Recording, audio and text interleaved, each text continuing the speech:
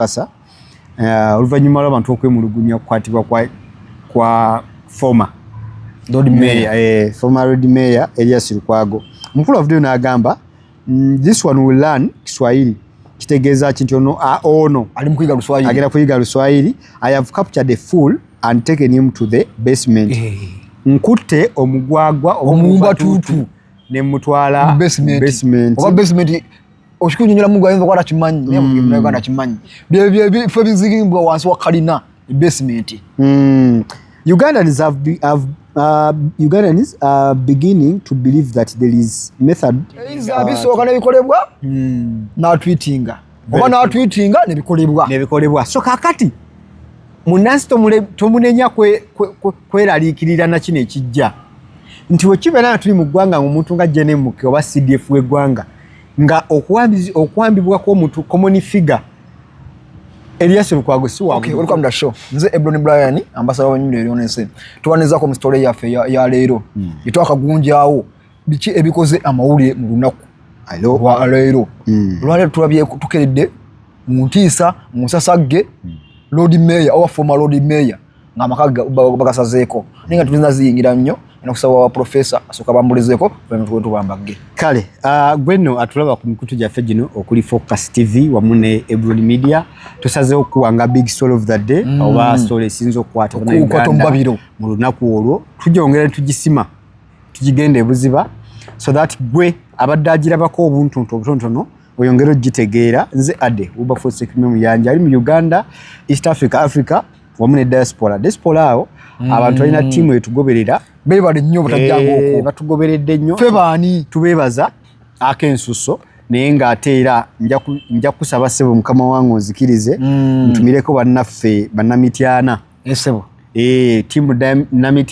tiimu mityana diaspora abo basazeewo okulaba nga maybe batuyita nga Focus TV tubeere basaala okubunyisa amawulire ag'okumanyisa bannansi w'abantu bonna buli muntu yenna ng'olina akakwate ku muntu kuba ku butuuze bw'emityana wawasaayo wafumbirwayo wasomerayo wenayo kojjawo wenayo jjajjawo mukwano gwo osuubirayo sira kino osobola okusalirako singa ogezanya ne buddu. Very true. So omukadde waffe Bishop bamuyita James oba Saalongo James Bukomeko akuyita nagamba nti gwe wenna mu biti biri etumenye jangu ina kuzumezi 18 tugenda bira n'okumenga SS kumpi twagadde team diaspora abeera mu kibuga muno oba mu Kampala Metropolitan tubasanga awo nga 18 July amujje twetabe wamu tusinze wamu tusanyuke wamu tumanyagane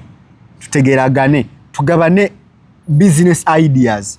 So onaku olwo nsaba buli muntu yenna gwe tukonyeeko wali ne well wishers kati nga gwe kati nga gwe olinanze mukwano gwo mw'emityana diocese so mujje twetabe wamu tubeere nga tunyumba. Otherwise nyongera okwebaza ba sponsors bafatadde mu kasente n'okoowola batanaba mujje obulanga obutambula ku screen butegeeza gwe alina business oyagala abantu bagimanye tubeere nga tugitambuza tuli professional kwa bye tukola tubimanyi nga tukkiriza nti buli woleeta story oba buli woleeta omulimu tugukuba abalala nobeera nga nawe otitimuka abantu mu maaso bagimanye. Otherwise byebyo olunaku olwaleero tunakulowa ku Elias Lukwago makaga gawambiddwa John Muhoozi n'atandika okutwitinga twete enyuma obudde buno wenjogera former Lord Mayor ali mu basement ali mu mukolako ng'amateeka ga basement Saalongo Elias Lukwago ng'amateeka ga basement wegalagira kyegali mu kyali mu gakolako akenjawulo kendabye mu tweet z'omukulu zaakoze agambye nti ali mu kusoma Luswahili ono si wa Lunyankole alina okunyiga ekinyambi ky'Oluswahili. Kati mbadde nsaba producer asooke teleyo ba video oba how do we do it asooka teleyo video abantu bongera ogiraba ekibaddewo nga bakola ki nga drone zirabikiddwako nga zebulungudde amaka ga Omuloodi. Ekigambibwa nti gazizze essaawa zibadde nga 3 omukulu abadde alina press conference ey'okusinkana bannamawulire era ng'emu yadde ayagala okwanja kwe kulaba nga ayongera okulaga bannamawulire ki ekiddako leero. Tujjukire Elias Lukwago yabadde mu musango ogw'omukulu Dr. Kiza Besigye kifeefe ne Abedi Lutale oba Obedi Lutale oluvannyuma lwe babasiba nga babagamba okubeera nti basangibwa oba ebigambibwa okubeera emmundu oba n'okwekkobaana okuwamba eggwanga lino. Misango gukyagenda mu maaso era bannamateeka bangi bagwetabyemu ne gukyagaanyi basabye bbeeyi neekola ki neegana. Kati omukulu Erias Lukwago leero kyabadde agenda okukola kwe kulaba nga bafayiringadde omusango gwabwe empapula abadde azirina ez'okuloopa CDF General Muhoozi Kainerugaba okumuloopa okulaba nga abagamba nti alemesezza oba bakola ebitajja mu mateeka okulaba nga batwala mu maaso bo bye baagala mu ggwanga lyattu Uganda. So ekyo bekyagudde ndowooza mu intelligence ya Jenemuke okulaba nga akeezaayo drone ezitabaddeko namba. Lwaki tukyekuusa oba lwaki tukiteeka ku Jenemuke kuba avuddeyo ku tweet oba ku X n'akakasa nti ddala omukulu akola ki amulina. Abamu ku bavuddeyo ne boogera okuba okukakasa okuwambibwa kwa Erias Lukwago kwe kuli munnamateeka munne mukwano gw'ennyo omukulu Medad Segona akali amaggwa. So nsaba tufune story ya Medad Segona poliza tuteeyo akantu ako then tukomewo ate nga tukuwa biki ebibadde awo Jenemuke byayogedde. Bakadde baffe abaaliwo batugamba nti ne ku mulembe gwa Amini ebintu bino byaliwo era byakolebwanga. Tusaaliddwa nti nno naffe tujja kutandika okunyumiza abaana baffe nti ne ku mulembe gwaffe ate bibuzeemu okukolebwa. Of course nga tukaaba tujjukira abantu bonna ababonaabona mu mbeera efaanana bweti. Waliwo abatalabika Bakibalama, Baddamulira n'abalala abaasooka okubulawo olw'ebyobufuzi. Baatugambanga nti olw'okuba baali bavubuka abalina amaanyi amangi abakozesa amaanyi amangi ag'ekifuba nti baakikola okubakkakkanya. Naye kati ne basajja bakulu abatakozesa maanyi naye nga bakozesa bwongo nakyo kizze. Kati tetuyinza kumanya oba ggwe oba nze ani addako kya mukisa mubi. Twandisabye abakulembera ensi eno batukolereyo ekikolwa kimu bwakiri ekyekisa ekyokuzzaawo enfuga y'amateeka. Bwebufu obwo bwennyini tukedde ku mitimbagano nga amawulire gasaasaanye Daudi Kabanda alizannyinze sisimuka Uganda omumanyi simuka Uganda Frank Gashumba niye alizannyinze ye Frank Gashumba akedde ku radio emu nagenda ne yeewaana kati ye free dancer bujo Piero yu yamukwata ate obudde buno free dancer bulijjo bamukwata bamukwata ki bakiyita batya bamukwata akabadiya anasobola kwetaaya. Okay. Ebron kigenda kuba kya bulyazaamaanya obutaddiramu bantu tweets eziwumbawumba story y'omukulu Erias Lukwago. Tweets ezo zibadde bwe ziti. Okusookera ddala General Muhoozi yavuddeyo n'akakasa oluvannyuma lw'abantu okwemulugunya okukwatibwa kwa former Road Mayor Erias Lukwago. Omukulu avuddeyo n'agamba this one will learn Kiswahili. Kitegeeza kinti ono ali mukuyiga Luswahili agenda kuyiga Luswahili. I have captured a fool and taken him to the basement. Nkutte omugwagwa omumbatuutu ne mutwala basement. Oba basement oshikunyola mungu ayinza kwata kimanyi ne mu Uganda kimanyi bye fe bizigimbwa wansi wa kalina basement. Ugandans are beginning to believe that there is method to the madness. In fact, the so-called madness will probably deception all a long time. Something Muzei told me to act out 10 years ago.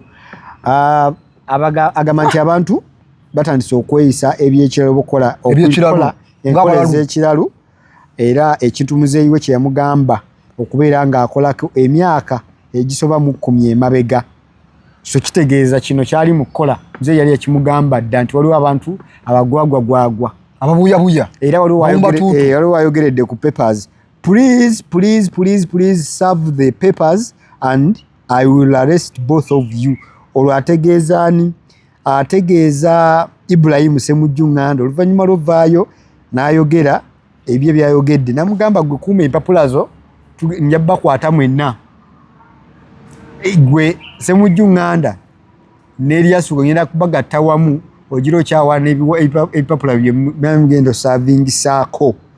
Ssemujjung'anda ki kyayogedde yagambye nti Erias Lukwago's home has this morning been surrounded by soldiers to stop him from serving General Muhoozi Kainerugaba with court papers on the case we filed about the kidnapping of Dr. Kizza Besigye. Empapula b'omusango gubadde bagenda filing okutwala mu kooti gubadde gwa kuwamba kidnapping okuwamba okubuzaawo oba okukwatisa amaanyi omuntu oguvunaanibwa oba omusango oguvunaanibwa Dr. Kizza Besigye ali bagenza filinga. So ye nga Ssemujjung'anda avuddeyo okubeera nga okakasa ekyo kibaddewo kati oli kwe kuddamu kiri kyazzeemu nti gwewoza ebipapula emisavingisa nja bakwata mwenna lumu mbasibe. Omukulu amaanyi g'akozesa General Muhoozi Kainerugaba munnansi asobola okwebuuza nga mayitirivu. Ekyokubiri twawulirako oluvuuvuumo olugamba nti this is a transitional term, kisanja kya kukyukakyuka oba kyankyukakyuka. Indications zino zongera tulaga nti General Muhoozi Kainerugaba ali mu kutuukiriza oluvuuvuumo olwombu kino ekisanja kyankyukakyuka. Mbuuza lwaki? Over the weekend yafulumiza olukalala lwa new cabinet. New cabinet agifulumya ngaani atugamba nti ya PLU. PLU abagimanyi it is a patriotic league of Uganda. Era egyo twandigambye ng'ekisinde nga bw'olaba people power. Twekengeramu tutya. This is not a political party. Era avamine bakakasa nti si kibiina kya byabufuzi. It is a pressure group. Ne pressure group wetuukira ekiseera nga esobola okulonda cabinet. Kibatanjawulo mukko. Cabinet negisengekanga government eri mu buyinza bwekolera ddala emirimu gyayo. Mbuuzo etya ng'osengese ba regions vice presidents osengese ba ministers mu bifo ebyenjawulo gwe byoyagala nga cabinet yo bwebeera okubeera tekyanditukanze nnyo batuyigula ntama naye omunauganda asookera okwekengera we wano nti General Muhoozi Kainerugaba bw'abanga maybe batugamba eri pressure group eya PLU oze odidde kati kiringa Robert Kyagulanyi Ssentamu okuvayo n'agamba nti aendose oba nonze ani awo nonze nasagala kwa wa kibiina kye naye afunayo omuntu omulala okumuteeka mu kifo ekimu mu parliament. Padde example eyo lwansonga nti General Muhoozi gundi list gyawadde ya cabinet mulimu ba parliamentary envoys abakiikira abakwasaganya bya parliament okuli speaker both ne deputy speaker. Betumanyi obulungi nti balondebwa ekibiina ekyenalemu ate era ne bakakasibwa okutwala parliament mu maaso. Betumanyi obulungi era abo betukakasa nti bakibiina kyaki kyenalemu. Officially sinuzwa tetubamanyi batebavangayo kutegeeza nga bali mu PLU. Nekyongera okulaga munnayuganda nti kirabika kino ekijja siki kya bulijjo era tukalaba General Mukenga yeddiza ndowooza eggwanga lyaffe Uganda tekijja tutiisa nnyo olwa bino ebikolebwa lwansonga nti cabinet eraga amasiga gonna ag'enkizo agaliwo omukulu akulaga agayinamu ki ebikonge ayinamu ebikonge so okwata parliament ng'ogirina kitegeeza nti kitegeeza nti ebyokusalawo oba ebisalibwawo kwakyandibadde kya buli azamu lwaki ngamba bwe ntyo nti kino kiraka kigenderere bw'obanga cabinet y'ekibiina ekiri mu buyinza eyina omuntu gweronze mu kifo wandikoze nga olaba abanupu bwe bakola n'olonda shadow cabinet okitegedde naye ate gwe n'okwatira ddala bali the serving ministers, the serving cabinet nojanga olonda mbolonzeemu obateeke mu PLU mu pressure group kyongera okweraliikiriza muki mwana yinki ono omuntu waffe wa wansi atandika okubuuza iki ekijja kino katugambe PLU erinamuko obuyinza kati mu gavumenti yomu kubafuga yomu kufuga lwaki ngamba kino nti aba kabineti ya muzeeyi gye yalonda ya NRM gye yalonda okulembera eggwanga mu ekisanja kino kitulimu ate omukulu naye akulaza alina amannya galondobyemu mu yo n'akugamba nti gali mu PLU Central Committee kitegeeza nti bali mu office ziringa 2 which is not maybe constitutional. Tubadde tuli awo mumu ku basuuliddwa muri Frank Gashumba gubadde yogerako wamu ne munne Daudi Kabanda nabadde voko nnyo era nga wamanyi era abasinga bannayuganda bali mu kwennyamira bagamba tebanga bayinza okutuleetera omuntu gwe bayise tuyite tutya tebanga baagala tuleetera Minister of Internal Affairs wajjukira ekifo bonna abaaliko Parliament bagenda mu vetting ne bakola ki ne basuulibwa waliwo abeekingi ne bagamba tebanga Daudi Kabanda honorable bamujja eno nga bagala omusuulawa wali eri byonna byambu tetunnabakakasa naye bwe kibanga sibe ekitobe kiri omukulu atadde video to resign my being general secretary as PLU.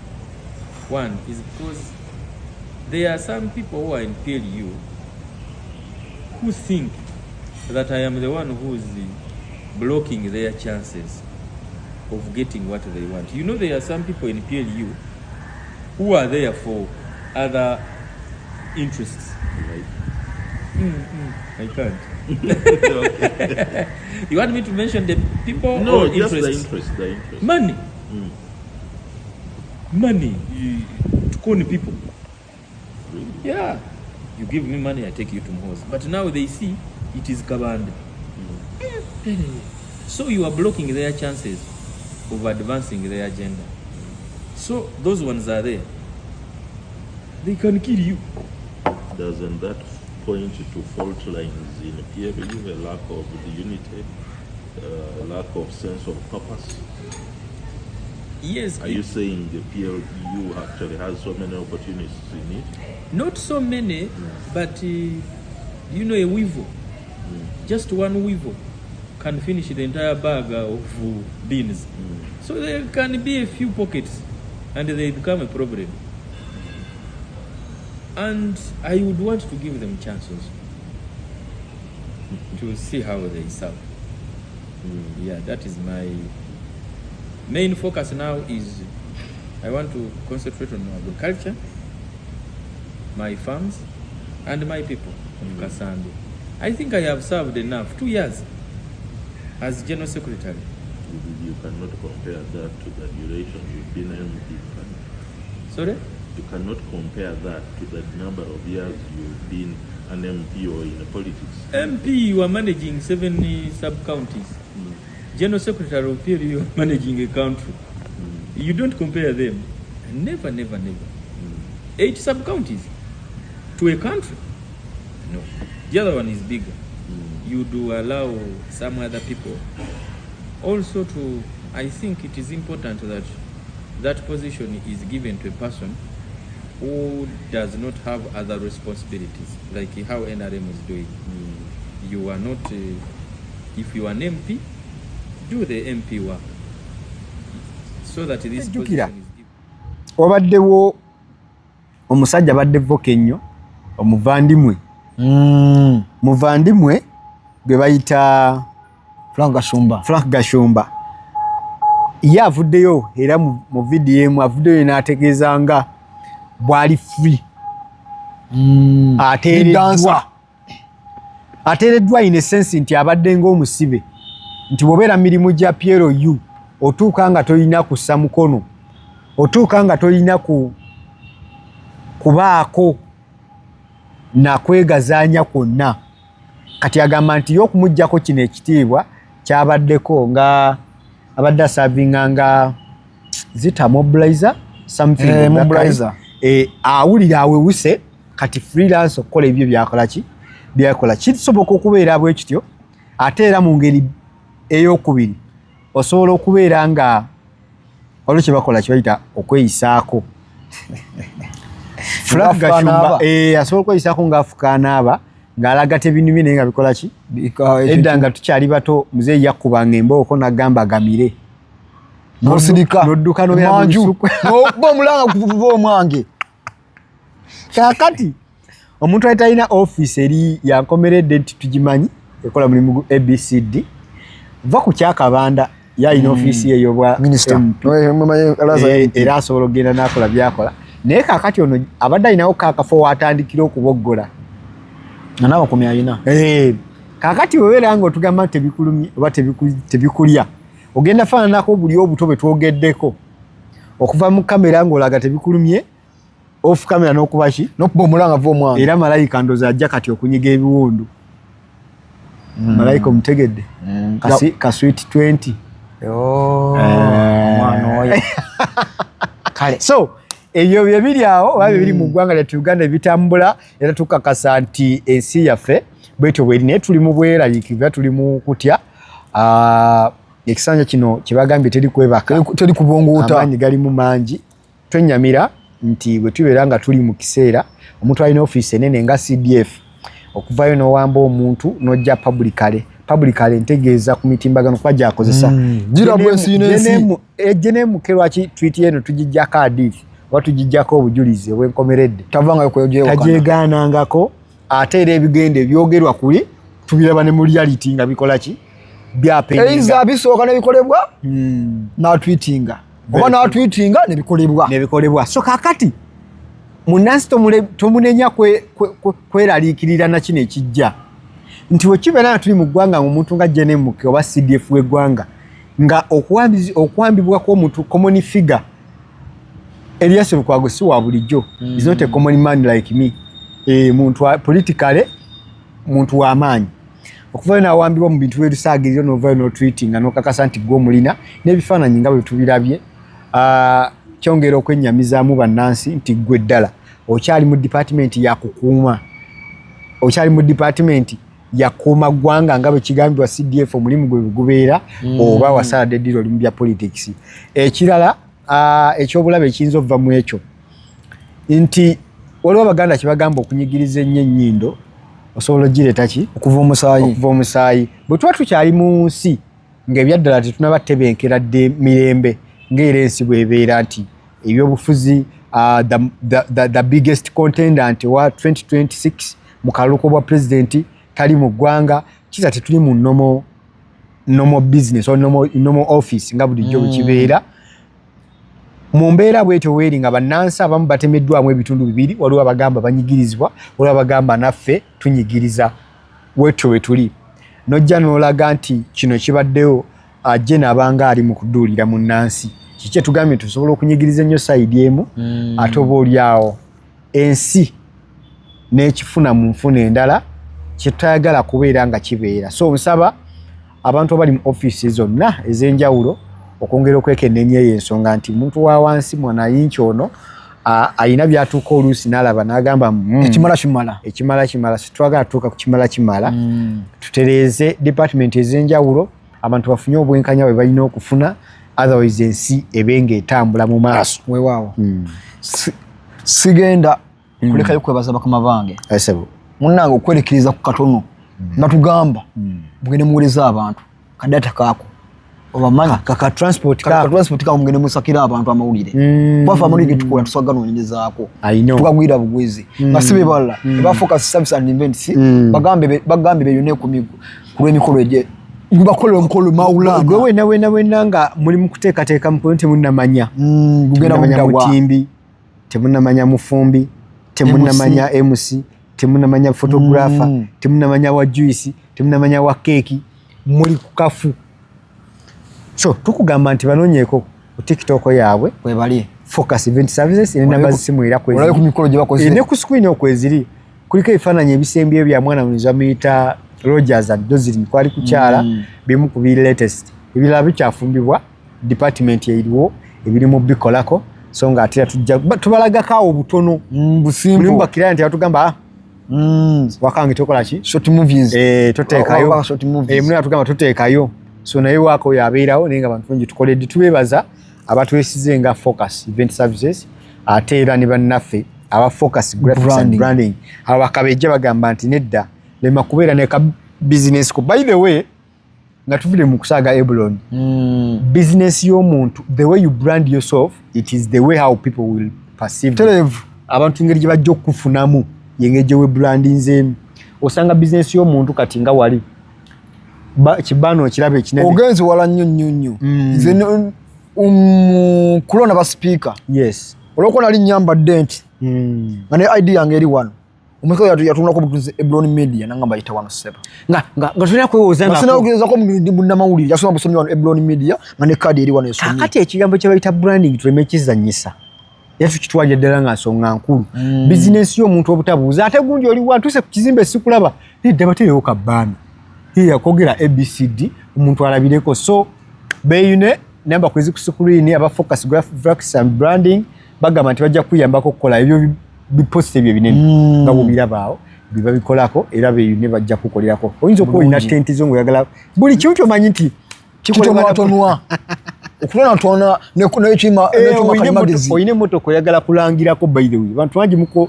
muyine emotoka ngonyumiro ekulyako buli negifule billboard kale yita ku muntu akusomeka eri yita ku muntu kagato bicycle kick kwa jali kwegamba by the way bintu bikola ku taxi bumper zo antota nibate twala nga kikumi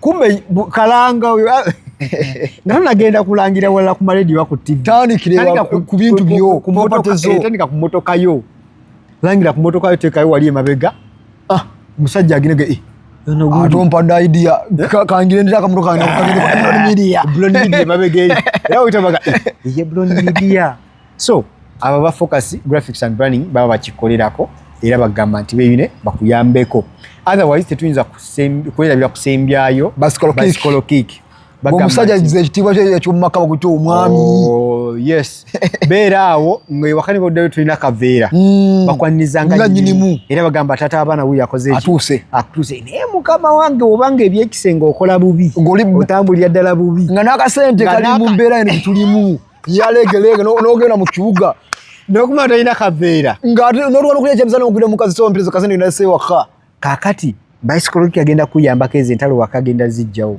n'omukyala nga neboba omugambye nti tolina kaveera asanyukira gwe ng'omuntu kuba nnyinimu oba okoze eki otumbudde banoonyeko aba bicycle kike namba ku screen kweziri babe nga bakuyambako otherwise ndowooza nti byebyo olunaku lwaliro tetugenda kusukawo nnyaawo mubadde balabiffe balungi nnyo kusinzira gye twatandikidde paka wano nze Eblon Branding nga bulijjo ambasada b'ennyumire byononese tulabagane mu vidiyo eziddako bye bye